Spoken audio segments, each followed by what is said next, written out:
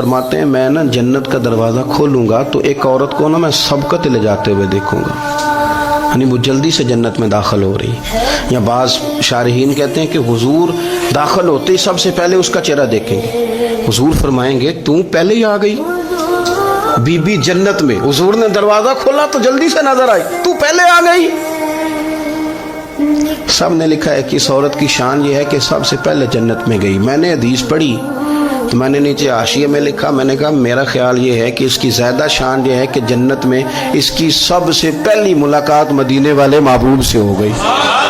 ये देखो कितनी बड़ी शान। हुजूर फरमाने लगे तू कैसे पहले आ गई, कौन है तू? वो कहने लगी हुजूर मैं बेवा हूँ, मेरे बच्चे यतीम थे, मैंने उनकी खातर ना बैठी रही, मैंने निकाह नहीं किया, मैंने उन यतीमों की परवरिश की, बेवा बन के जिंदगी गुजार दी, उन यतीमों के लिए बैठी रही। इसको जायज़ है, ये कर सकती थी, लेकिन इसने सोचा कि मैं इनकी निगहबानी यतीमों के लिए बैठी रही। आज शान ये है कि मदीने वाले के लिए जब दरवाज़ा खुला है तो इस बीबी को भी रब करीम ने फौरन ही जन्नत अता फरमा दी। ये सबसे पहले गई। मैंने देखी हैं ऐसी औरतें 23 साल में बेवा हुई पर उम्र बच्चों के नाम कर दी। उसे पता था